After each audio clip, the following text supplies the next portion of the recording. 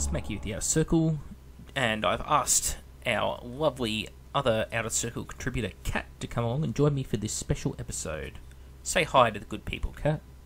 Hello again, everybody. And today we're looking at how to actually get into the Horus Heresy. Like, for those who may not be familiar with the setting and the factions available to you, it's a lot more complex than just Marines versus Marines. I think I often hear that a lot. What do you think, Kat? Yeah, definitely. People say that that's probably one of their main reasons they don't want to get into it, because it's boring and that it's just Marines versus Marines. Well, first of all, that creates balance, but second of all, that's not how it is at all. So, whatever. No, that's what the Heresy is about, but there was a hell of a lot more going on than just that. And I think if people explore it, they'll understand that it's a hell of a lot more versatile than 40k is. Oh, definitely. It's I think the best way to look at Heresy is, for those who do remember it, it's a lot like 3rd and 4th edition 40k, with the very customizable armies that you had in those days, where you had like tons of war gear options. There are a lot of different ways of building your army, like the old 3.5 Chaos Codex that comes up a lot, where you could really theme your army to go heavy in one direction. That's very much the way that the Horus Heresy plays, and it's far more complex than just chapter tactics. But we'll get into that in a moment. So, Kat, what kind of armies have you worked on in the Horus Heresy so far? My first army would have to have been my Imperial Fist-ish army. So that's when I got the old Spartan, and I started working on that, and that kind of went by the wayside. So that went off a lot, but my first real army, 3,000 points plus on the table, would be my Ultramarines / Ultramarines infiltrated by Alpha Legion. There were some Alpha Legion operators in there, and yeah, a lot of people liked it. I had a conflicting views. Things happened, but that would have been my biggest army so far in Horus Heresy. But I've dabbled in different units and stuff of making a zombie army. And if you think zombies in Chaos, the current Chaos Codex is good. There's 120s like a unit in this, so it's a little bit more vast. Yes, I'd have to agree with that. I myself, I've done a very sizable Raven Guard army, an equally large Iron Warriors army, a large Mechanicum Allied detachment. What else? Oh, obviously the Thousand Suns. I also have a Legio Custode force, and at one point I also had a Knight Household. And I think you've played pretty much all of them, haven't you, Kat?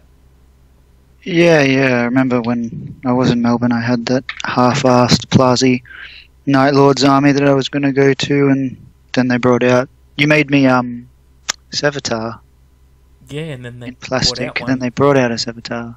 I was just like, oh well then. Okay. It was pretty much the same thing, just enlarged, really. It was actually pretty much spot on. It was pretty weird. Yeah, it was. Mine was like... You know, you see like those knockoff Primarchs that some companies do, and they're not quite as good as what Forge World does. That was like my version of Sevatar for you. Yeah, it worked well. He had the weapons, he had the gear. You knew who the hell it was, but yeah, I did that, and then I was rocking the whole Khorne thing, the Terminator Khorne thing, and beating Korax's ass with a bunch of Khorne Terminators. No, that made Korax sad, and Korax is already sad, so you made him sadder. He went home and cut himself. Well, he can't fight fucking 30 rampages, can he? No, he couldn't. Anyway, so, jokes aside, first things first, we're going to look at the Legiones Astartes themselves.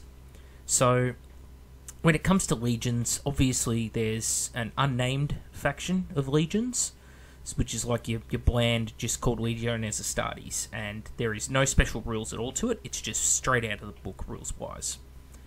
However, what you can do is, well, there's a few options. First, there's what they call Shattered Legions. Second, there's what they call Black Shields, which is like a restricted list and it's based on just Marines that didn't fight for any one faction in the Horus Heresy, just sort of made their own deal up as they went, which is a very weird formation to use, we'll say. And then, of course, the classic legions themselves.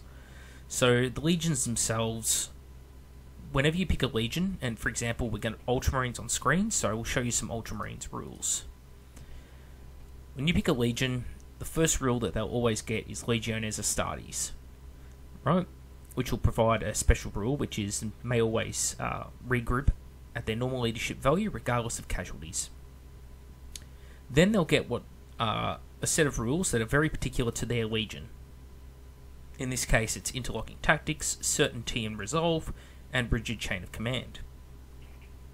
Now, the important difference between 30k's tactics, legion tactics, is that unlike chapter tactics at 40k, there's negatives as well as positives.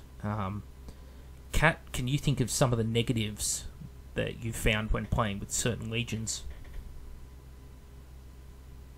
Against you, I felt like they were all fucking negative.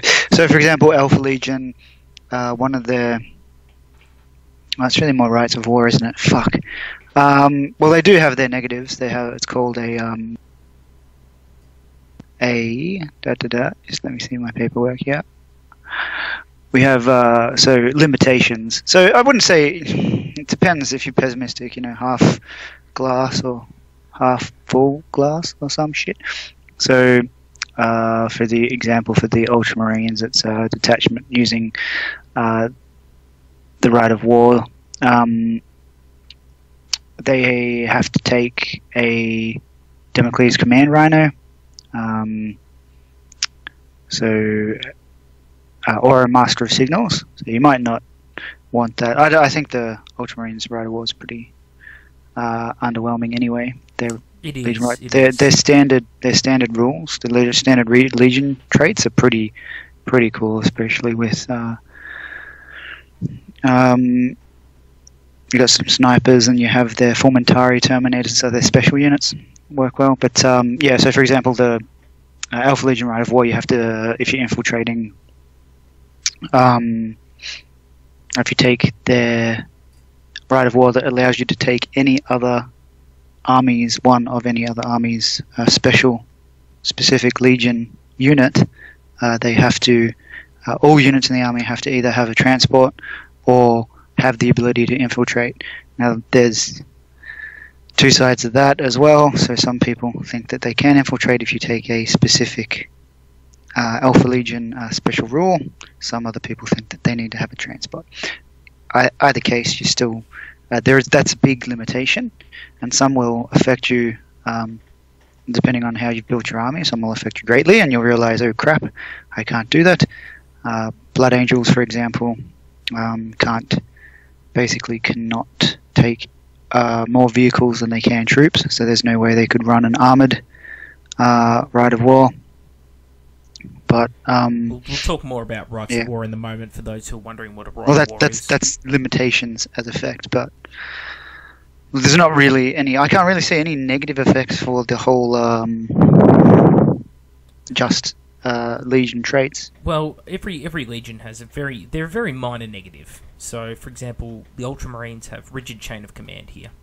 If all of your HQs are killed in your Ultramarines detachment, your opponent gains an additional victory point. In addition, if your Warlord is slain, then every unit in the Ultramarines detachment with the Legiones Astartes Ultramarine special rule must immediately take a pinning check, with the exception of those with the independent character special rule, or units which have been joined by an independent character. So, again, there's significant buffs to the army from being an Ultramarine, but you do have to keep in the back of your mind that you will suffer a penalty if the rigid chain of command rule is met. For other armies, like as you mentioned with Blood Angels, I know Raven Guard, for example, have the restriction where they can't run more units that don't have the Legiones Astartes Raven Guard rule and are tanks than they have units that do have the rule and aren't tanks. So it doesn't greatly affect how you build an army, but it may affect your Rights of War later on. Now, Legions also get Legion-specific units, so these units become unlocked by choosing a certain Legion.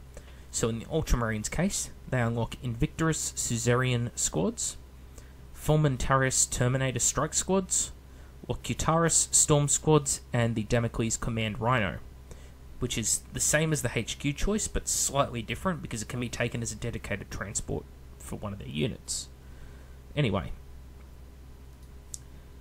on top of this, each Legion will have its own Primarch. They'll also have their own war gear. In the Ultramarines case, there's the Mantle of Ultramar and the Legantine Axe. Generally, these will be available to listed units only. And then you've got the Rite of War. Kat, do you want to describe how the Rites of War work for people? Yep, so each army, is it all of them now? Yes, all Legion armies have a Rite of War now, ranging from book 1 through to 8. Sorry, correction, 7. 8 isn't a thing yet. I'm from the future. Also, they actually have this now.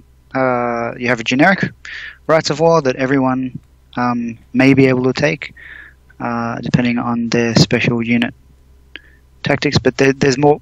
There's usually 2 or more that an army can take. So these they give additional flavor to your army if you want to go down that path. Well, they're generally quite fluffy, aren't they? It depends if that's the way. It depends on if you want to run the army that way. It's going deeper down the rabbit hole. Well, they can be for that army. They can be quite rigid. Many of the Rites of War. I think it's important to note. Yeah, definitely. It's again, it greatly affects your army selection, and it greatly selects the way you're going to be playing the army. So there's multiple different legions out there, and there's probably one that suits you. Whether you like to use lots and lots of troops, or if you want to use finite, more elite troops, like Sons of Horus Terminators, or if you want to have more cohesion with the army and have it work better. Yeah, yep. So yeah, the Ultramarine ones, for example, and they'll have effects and limitations. These effects will, help you, your army, and give you a specific bonus, whether that be through to shooting, close combat, movement, and then you'll have your limitations, which will usually include either an additional HQs or troop choices or units that you'll need to choose, units that you can't choose. It can also make limit your force organization chart. So maybe negative only 1 fast attack, but in your effects it might also give you an extra heavy support or something like that. So it's definitely worth read for all of them. Some will probably be to no one's taste, and they'll be like ew, and then there'll be one that some people want to really run really well. And I find it myself that sometimes there's just one thing that I don't like about it, and otherwise it'd be spot on. So usually I don't run it, and I just rock the normal with units without the Rite of War. Also, with the Rites of War, you need to have a unit that has the Warlord trait. The Master of the Legion rule. Master of the Legion rule, sorry. So that can be they're usually either a special character or the higher costing Praetor compared to the Centurion. Centurion being, we'll say, a junior officer, and the Praetor being a high up, very experienced guy, and his base points of 100 points, and you can get them up anywhere between, depending on how much gear you want to give him, you can make him very expensive. So in small points games, it's not wise taking Praetor. But then they have the Delegatus, which is so with your Praetors, you have the ability to give them special staff officer abilities, whether that be a signalman or a medic officer. You can also give one delegatus, and his job is to basically get a small group of dudes and go and tell people why they should do what he's saying, otherwise he'll kick their ass. Show of force, basically. So as a junior officer, given more power, so he gets veterans as troops, which is something really good, but he can also be taken under 1,000 points, whereas praetors cannot. And he also gets the he doesn't get the warlord trait, but he does get the ability to select the right of war for that army, for whatever army you decide to take him with. So there are ways around it if you really want to get that right of war in there in a small point game. And when we're talking small point games, we're talking about what would say 1,500 and below. You really probably don't want to be taking a praetor. Having said that, I do, because he's got some really cool war gear, but you're putting yourself at a pretty big disadvantage, obviously, because you don't have that more troops. Having said that as well, if you only got one HQ and 2 troops, you probably want to be spending more points anyway, because you just don't have the army count if you're just starting off. So it's a very in-depth thing, but there are ways around it, and it gives more additional flavour to the army rather than just those Legion tactics. Yes. So yeah. It's important to note as well that the effects, whilst generally fluffy, that give you bonuses, there's usually a very hard restriction that goes with them. So, like, for example, one of the more fluffy choices is Pride of the Legion. Oh, sorry, not fluffy, but common, I should say. Choices of Right of War is one called Pride of the Legion. And that's where people can run all their veterans and Terminators as troops. And that's great in theory, but they cost a lot more than standard troops, so you're much lighter on numbers. And also, if you lose all of the veterans in your army, right, and they may only make up a small part of your army, they might be just the troops' choices. I know many people do take them as just their troops. If they lose them, then that's it. They lose additional victory points. So an opponent who's canny might go out of their way and go, oh, you've got only 2, you're running Pride of the Legion, but you only have 2 veteran tactical squads as troops.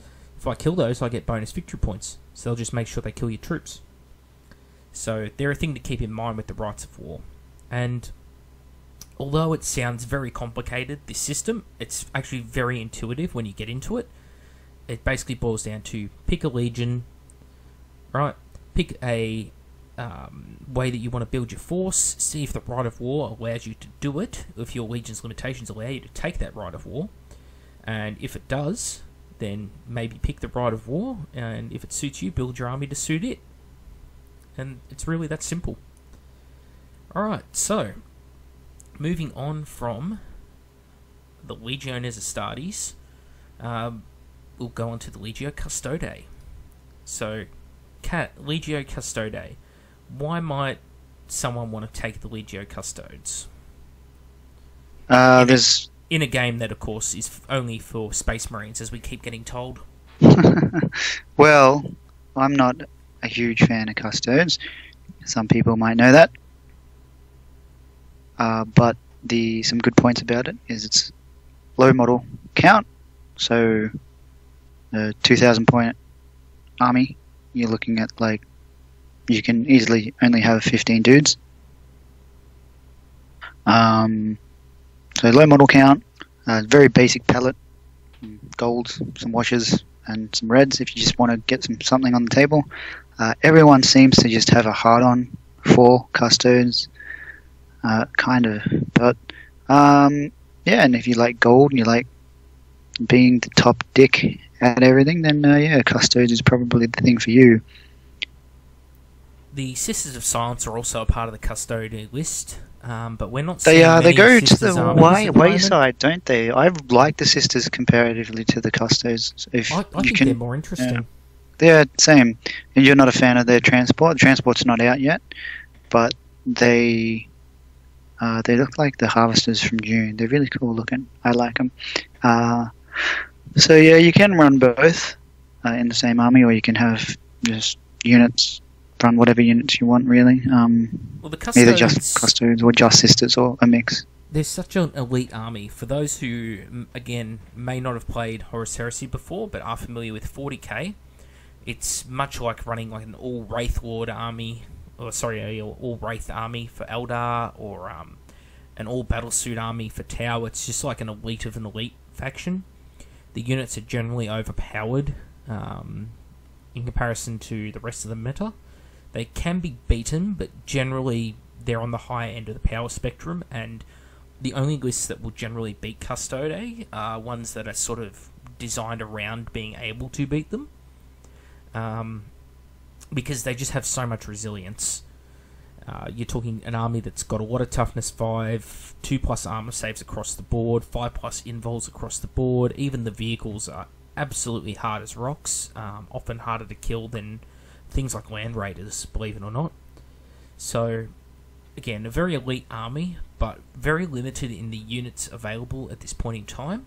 Even though there are more coming, it's sort of one of those factions where if you do pick it, it plays just right out of the one book, and you'll just see a lot of double-ups of the same unit. But again, being such a low model count army, 20 models will easily fill out 2,000 points. And you'll also probably have no friends if you run one of these armies with balls to the wall. So, yeah, something to keep in mind. Apart from that, I don't think there's much more to say. The Sisters of Silence, again, suffers from the same thing that the rest of the Custode list does. It's elite, but you'll probably get very more light on the ground.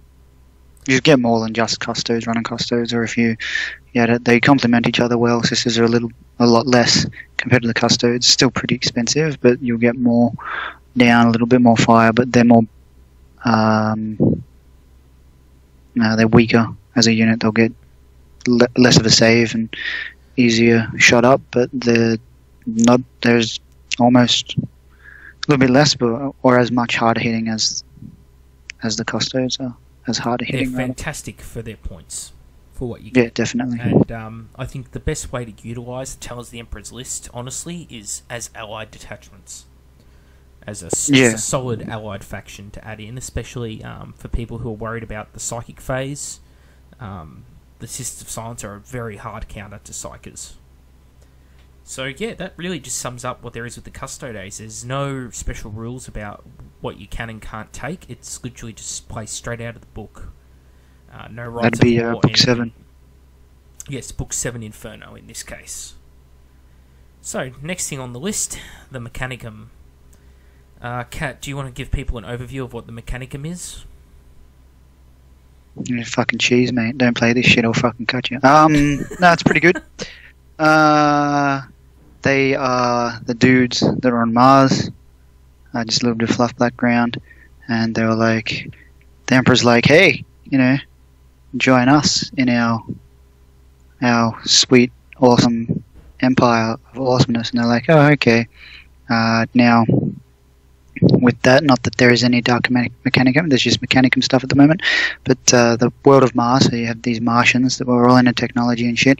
They were like, yeah, sweet, but then there was a faction of it, of Mechanicum, that believed that the Emperor basically was intimidating Mars. He said, either join us or I'm gonna curb stomp you all.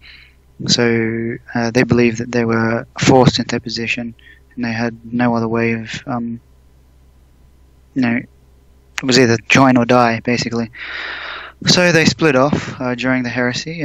They sided with Horus, and they fought with the loyal Mechanicum. They had wars. They fought with legions. They fought with loyal militias. They also fought with unaligned as well, unaligned legions, or black shields rather, and unaligned militias, and for their own goals. They need Dark Mechanicum need flesh for their flesh mists and stuff, so they'll go to worlds and kidnap hundreds of thousands of people, and just to harvest that sweet flesh, man. And then you have the Mechanicum as well, who have their own little objectives during the Horus Heresy, but they're a vast army. They are units are span across all books. They have their own book, which is outdated now. It doesn't have all the units. They're always outdated, those red books. I'd love to point people in the direction of a red book as a great way to start, but they're generally just fucked from the outset. So. Yeah, definitely. You're just gonna have to take over there, James. I just got a call. No dramas. So, obviously with the Mechanicum is... It's quite different to its 40k incarnation. In 30k, they have their own Forge Worlds, which are like feudal societies. And each Mechanicum type is different. So you've got like your Tagmata, which is sort of like your general all-rounders. Then you've got things like the Cybernetica, which specialise in the Automata. You've also got the Reductor, and the Reductor specialise in your heavy-hitting firepower, your siege warfare, that kind of thing. So obviously you pick whichever one is most appropriate to you. Now. Yep, that's the thing. I'm back, by the way. Yeah, cool. Spot on. Keep talking. You're doing a better job than I ever would. Fucking Mechanicum, cheesy ass beardy motherfucker. So, Mechanicum. I think the best way to describe them is low models, high toughness, incredible firepower, and although they are lacking in the saves department, generally most of their models, like take for example Castellax, were once one of the most broken things in 30k. You're talking a toughness 7 monstrous creature as a troop's choice with 3+ armor save, a 5+ invulnerable, 4 wounds. Most stats were similar to a Marine's. They could also be armed with essentially long-range plasma guns called Darkfire cannons. They come with a Mauler bolt cannon, which is a strength 6 heavy bolter and AP3, and 2 bolt guns or 2 flamers on their wrists. So Castellax were just ridiculously powerful at one point, and that really sum up the faction, which is low models, high toughness, middling saves, incredible firepower. Their HQ choices, apart from their special characters, are generally quite weak. I mean, they're tough, hard to kill, but they are not designed to get into combat as such, but rather to buff the units around them to incredible levels. I think the closest analogy in 40k to this is Tau. And Tau commanders. I don't know if that's how you look at Mechanicum, Cat? Yeah, I prefer to not mix them. You can run them to be close combat or shooting because of the current situation 30k is in, because it runs off of the main rulebook from 40k. Its shooting is its main strength, but there are a lot of very strong close combat units as well, and you definitely. can also Thralls as well. Tech Thralls is a very cheap troop choice. They're pretty depending on what you've given your HQ, you can buff them to be really fast or really hard hitting or fearless, and just to take objectives and stuff like that. And they can either have guns or overpowered chainsaws or whatever. So there's definitely many ways you can do this. You can run a tank heavy armor, you can run a robot. Well, when I say robot, there's still human parts in them, but it's definitely techy. So yeah, you can run heaps of big, like, walkie robot-y guys, or you can run tanks, or you can run just a troop, very troop-heavy army, which I've only actually seen Tim do. He has like a 30-unit tech thrower unit with heavy chainsaws, which is pretty funny. It looks really cool. So there's nothing better than seeing 30 of those dudes, just mindless, fearless dudes with these chainsaws. Yes, and their vehicles are interesting and different as well, with different stat lines and war gear loadouts to Astartes vehicles. Often they're very tough from the front, but a bit weaker on the sides. Pretty much unkillable from the front. In a lot of cases, armor 14 and flare shielded at the front just makes them immune to a lot of firepower. Obviously, their big monstrous creatures are really tough, but they need the Magos around to control them. If you can kill off the Cortex controllers and things like that, then the Mechanicum they have something similar to instinctive behaviour on the Tyranids, where they start sort of just chasing down the closest units. So you can play that to your advantage if you're fighting against them. But yeah, Mechanicum, the Tagmata, the Reductor, the different Cybernetica, the different sort of households, you pick that before you create the army, as it will determine your force org chart. So that's all you really need to know going into the Mechanicum. Right, so moving on, we have the Solar Auxiliar. Now, the Solar Auxiliar are sort of an elite orbital assault force. They're used to like breach into battleships and things like that in space battles and clear out areas with low atmosphere and things like that. And the Solar Auxiliar are very elite and very hard hitting, and generally considered to be quite overpowered in the meta, unfortunately, because the person who wrote the rules was possibly doing a lot of cocaine at the time of writing and didn't cost them very well. So you're getting a little too much bang for your buck. However, that said, expensive army to build, very, very detailed miniatures, which makes them very time-consuming to paint. And to build a decent army of them and really take advantage of their rules and all-rounded strong nature, you will be investing a ridiculous amount of money into them. Kat, what do you think of the Solar Auxiliar? Yeah, it's good. You can also run these guys if you wanted to. It's not in the book, but you definitely are a rogue trader, loyalist rogue trader. Their HQ model, the tactical command model, even if you're not playing 30k, if you wanted to just have a model for role playing or whatever, their HQ model looks spot on for a rogue trader from what I imagine an Imperial rogue trader would look like. So make a fantastic 28mm Inquisitor model too. Yeah, definitely. So if you don't want to run the standard Forge World Solar miniatures, there are a lot of third parties. Now, don't skimp out here and be all like, go get green army men from Toy World or whatever, but there are a lot of things that will represent the even from Games Workshop, and sell some bit bashing from the Thalax, and there's like revolver. They've got like a revolver flintlock pistol. It's crazy looking. That mixed with the Tyrannid bodies, and no, I pretty much anti-GW as much as anyone could who actually still plays their systems.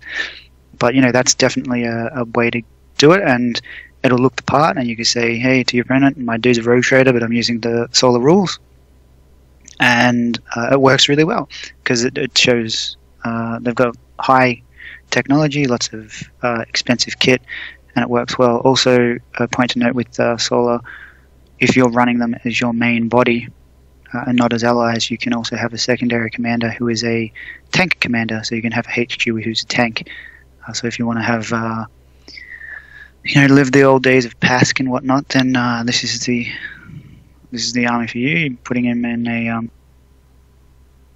an anti.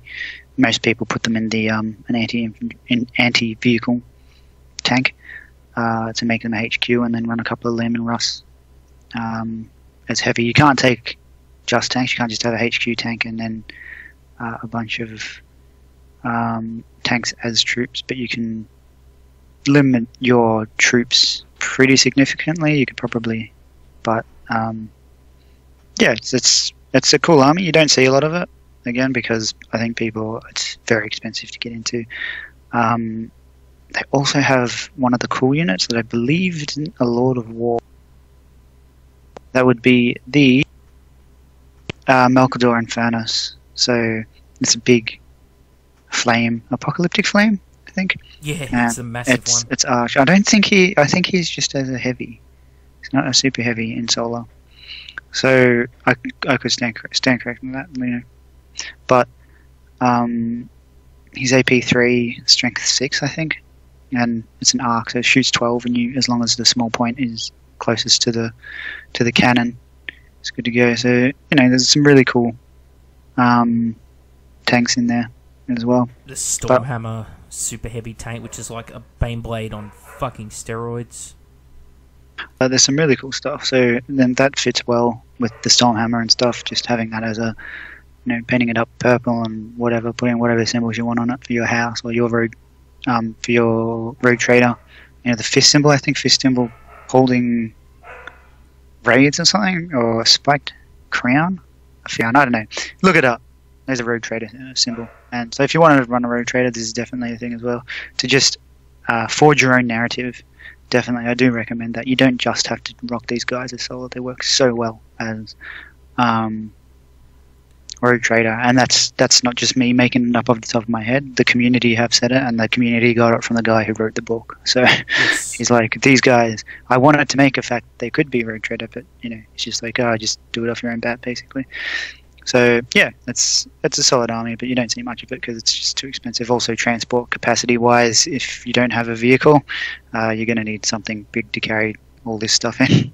Yeah, they've got a lot of funky options. Like, instead of taking a dedicated transport, squads can take an Aegis defense line.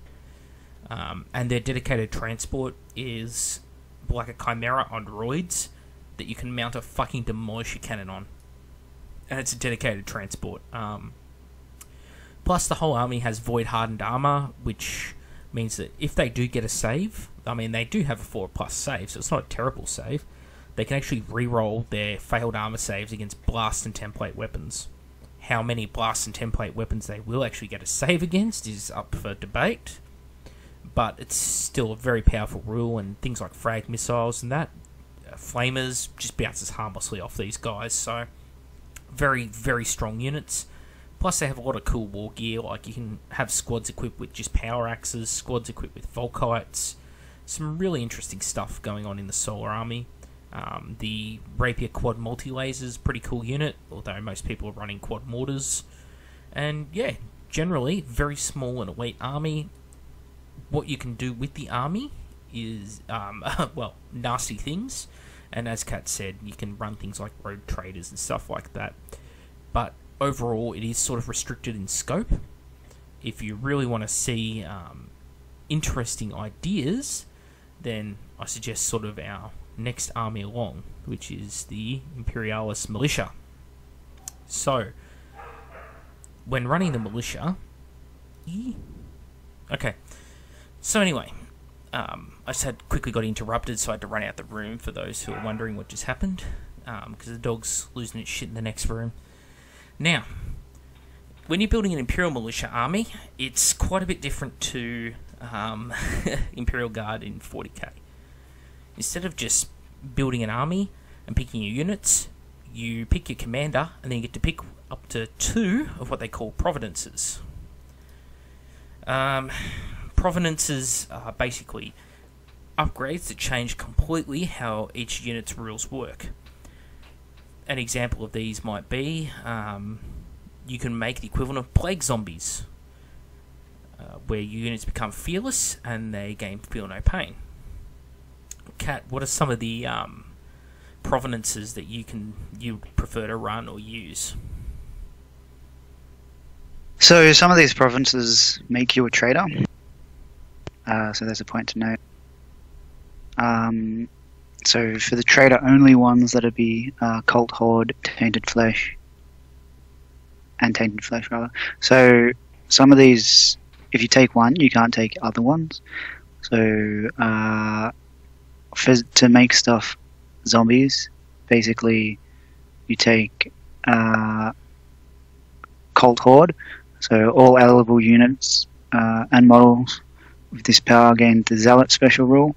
However, they must always charge an enemy if they are able, and may even charge if they have fired their weapons in the shooting phase, which would make them able to... Sorry, there's a lot of vehicles around here now for some reason. Counting as... so always, if they fire, then they have to account as a disorder charge. Affected models of these units with this province may only snap fire.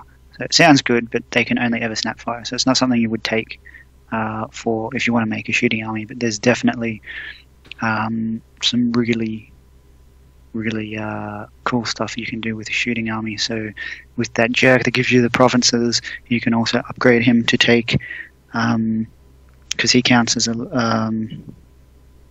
freaking warlord. So he gets to roll on the warlord traits table, or if you pay for I think it's 30 points, you can pick a warlord trait, and one of those traits is give any unit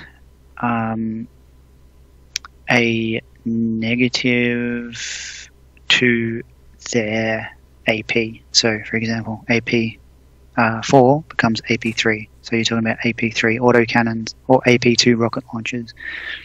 Some of these rights of wars, a lot of the one that does get used a lot would be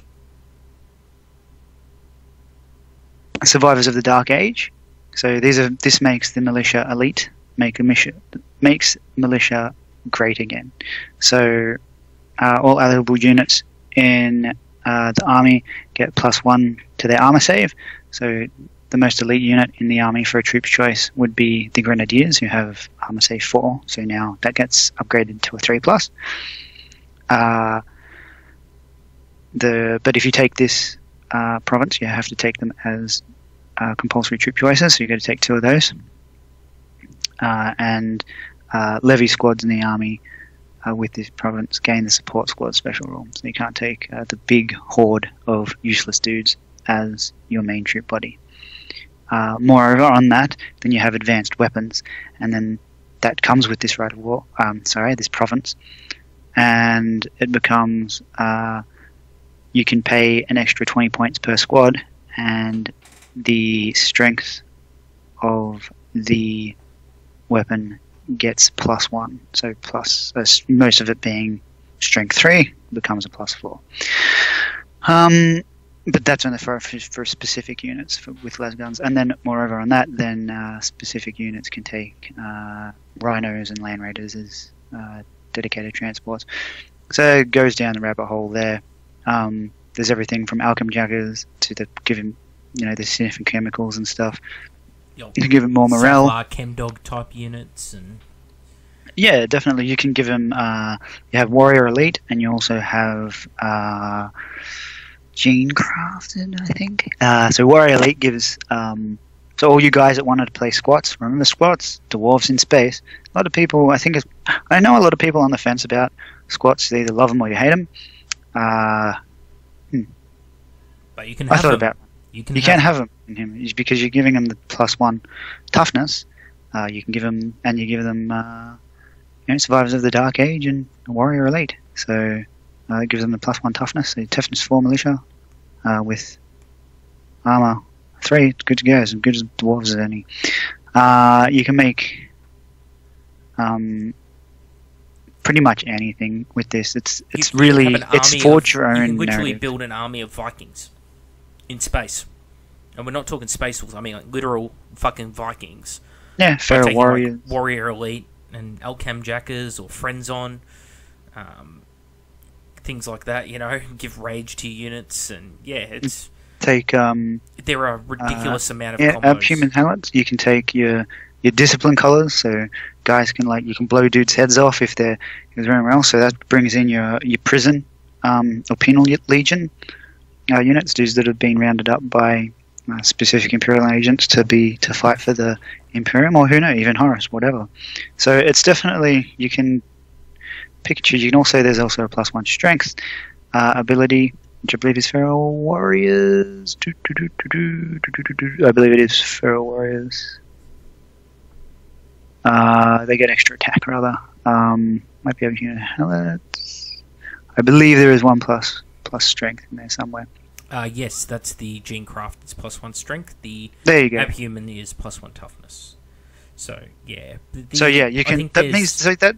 People are like, oh no, aliens and shit. There's definitely a scope for aliens, but what alien it might be, it's probably not in a standard GW box, and it's probably some sort of. It'd be a mercenary type thing, especially with your Ogrins and stuff. You could make a Gene Stealer cult army. You could do all sorts of things with it, and that's what makes militia great. Yeah, definitely. But it takes a lot of your own imagination and a lot of your own. Definitely forge your own narrative. Well, dollars is the thing holding back most militia armies because to do a lot of cool stuff. No way. Well, not most. We'll say half. Like all the zombie armies and things like that.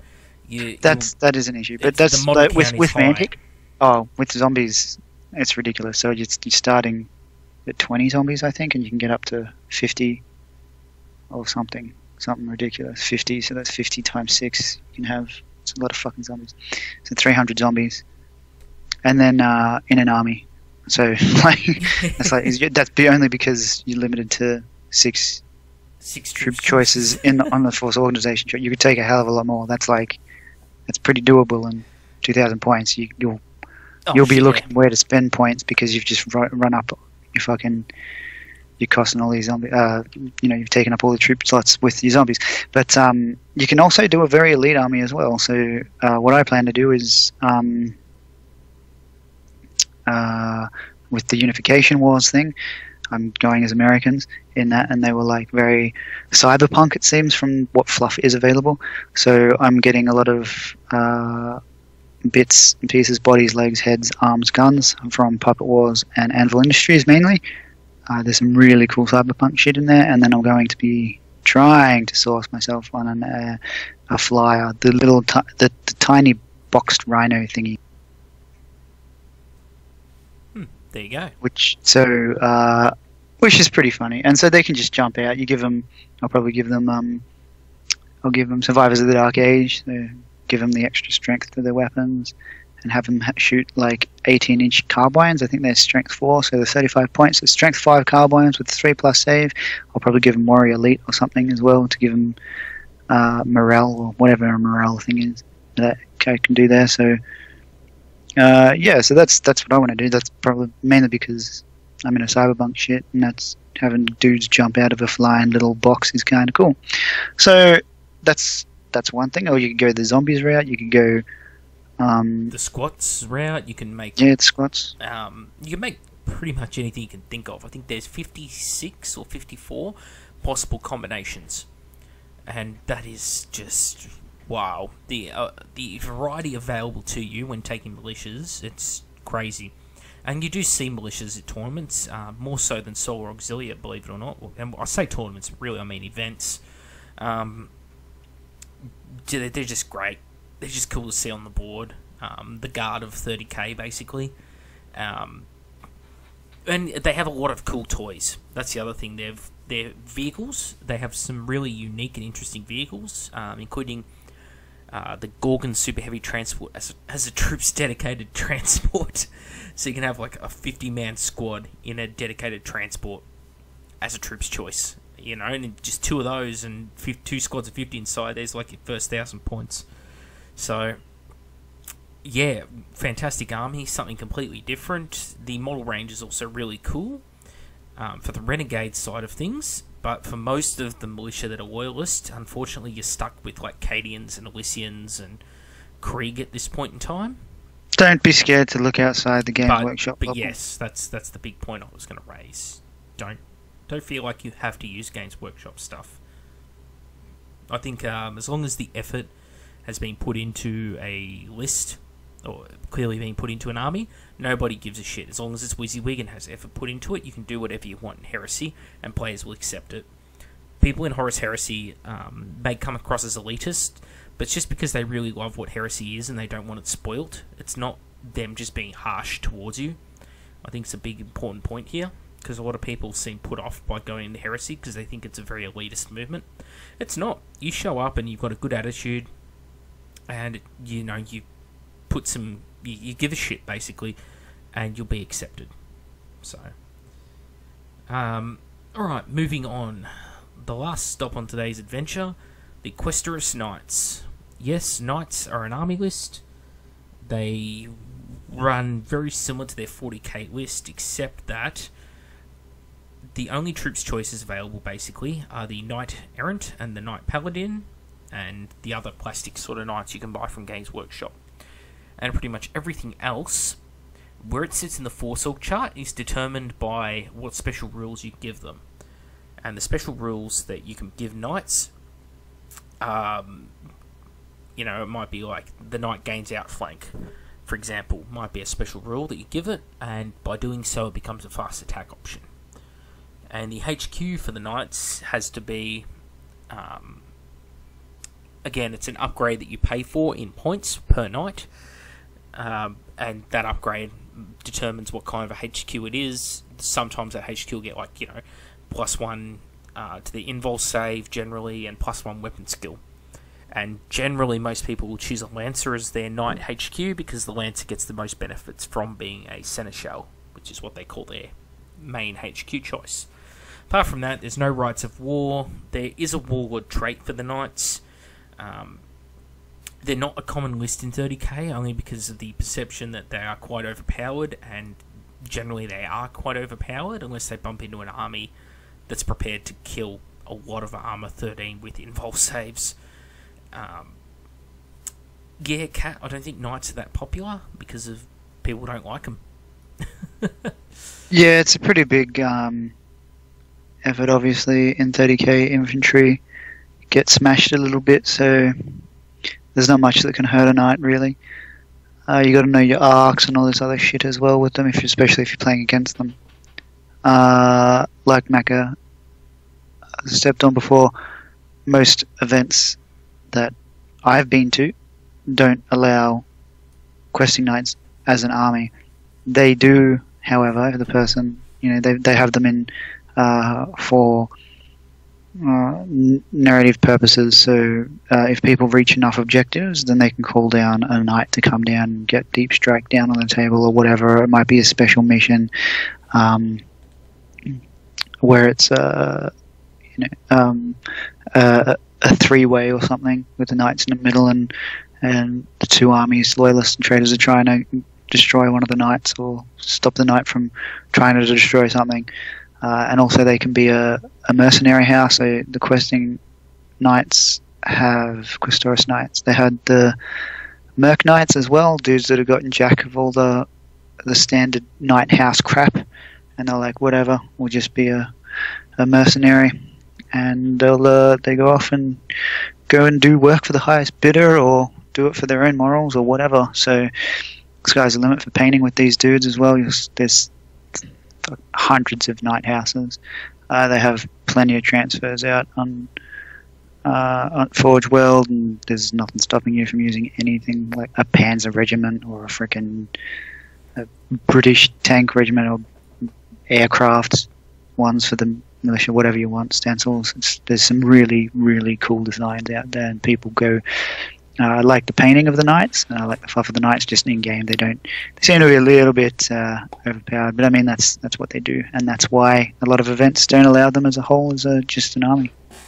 Well, most people at events are planning to play against people who have a wide variety of units. When you come up against knights, all infantry weapons that aren't sort of strength 8 become redundant, and that's the problem.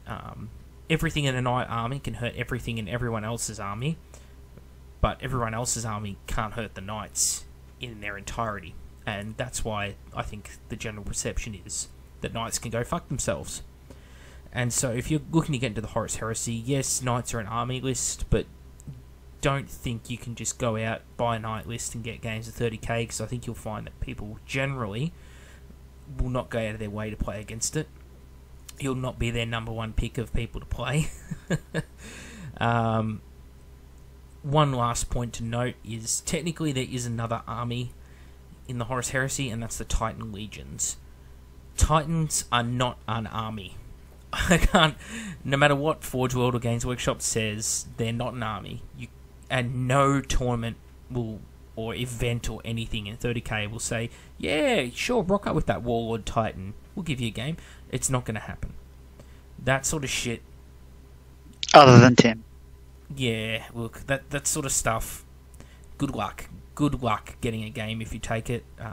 Friendlies is one thing, but most people generally enjoy playing with their army, and they don't like when they have to remove all of their army off the table and can't hurt the other guy.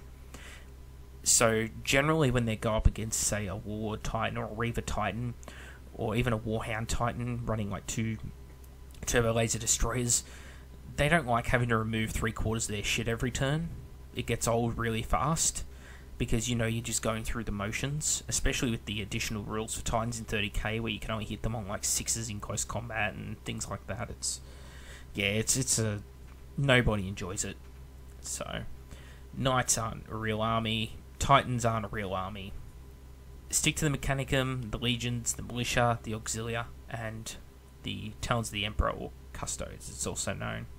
Knights can be taken in all of those armies as Yeah, as yeah. an attachment as well. In So, fact, two but, knights. Two knights if- is a single yeah. Lord of War choice. The other thing to keep in mind is Lords of War in 30k, unlike 40k, they are only a maximum of 25% of your total points, and you can't take any at all below 2,000. And keep in mind that 2,000, 2,500 is generally the average Horus Heresy game you'll see. So, unless you're playing Zone Mortalis. But again, Zone Mortalis has its own sort of things it likes to throw up in the way. So, yeah. I think that's it, Kat. We should quickly cover off on the main points, which is, again, the armies, legions, Mechanicum, Solar Auxiliar, militias and cults. Pick what suits you. It is definitely not a game that is just Marines. In fact, I reckon when I go to events now, probably half the armies are not Marines. I'd say generally out of those that aren't Marines, most are Mechanicum. And those Mechanicum players, they wipe the floor with Marines in a lot of cases. So, Yep. That's been my experience anyway. but Mechanicum are beatable. You just got to understand them. The Mechanicum are very, very different. If you try and play them, you are learning an entirely different faction to anything you've played before. And again, the closest thing I think there is out there to the Mechanicum is probably the Tau, or even some of the Eldar Wraith constructs. Yeah. Because you're just looking at fantastic toughness, decent firepower, a lot of buff characters, that kind of thing. The Legions, they're just sort of your stock standard guys. You don't expect anything special out of the Legions, but the Legions really do let you play a very unique flavour. Every one is different to the others around it, and you will feel the differences as you play them. The Custodes, again, it's that really high, low model count, high power. I won't say high skill, because they're not. It's pretty much just point at the enemy and wreck face. And, of course, the Solar Auxiliar and the Militia just let you customise and play out some real fun narratives. You know, like, what if you could throw a horde of zombies at your enemy? What if you could cover the field in bodies? What if a bunch of Space Vikings, a bunch of dudes with shields and axes got thrown up against Space Marines, you know? Would the Space Marines kill them all, or would they kill the Space Marines through weight of numbers? You know, you can make ridiculous gun lines as well with the Militia and Solar. Solar especially can gun down pretty much anything if you put the effort in. And they've got fantastic vehicles as well. And I think that's it. We've covered off on everything. Mm-hmm. Do keep in mind, yes, the Legions have the Primarchs as well as a Lord of War option, but those same Lord of War restrictions apply. That nothing below 2,000 points, and then nothing that takes up more than a quarter of your army's points. So don't really expect to see any Primarchs at all below 2,000. And if they do, generally you can avoid the Primarchs or sacrifice 1 or 2 units to them and finish off the game without them. And if 2 Primarchs do meet in battle, generally they'll be locked in battle for the rest of the game because they take a long time to kill. And that is how you get to 30k. Thanks very much to Kat for coming along to help me record this. And Yeah, no worries. Thanks to Macca for obviously dragging me along to this. Let us know in the comments if you guys are gonna, if this is like inspired you to actually jump on board of the train, or if what you guys' next armies are. What's what I'd like to know as well is some just random ideas for militia, because there's some everyone has some sweet ideas out there, and just chuck them down in the comments or on the Facebook page, and we'll tell you what we think. Yeah, definitely gives you feedback. Any questions at all about the Heresy, like if can I run this list, that sort of thing, like would I be allowed to run a list like this or use these models? Hit us up and we'll do our best to give you an answer. Because we do this channel and we do it for free because we want to see this hobby grow, not because we're elitist assholes. We're elitist assholes, but that's for totally different reasons. Thanks all for watching the video, and we'll see you all next time.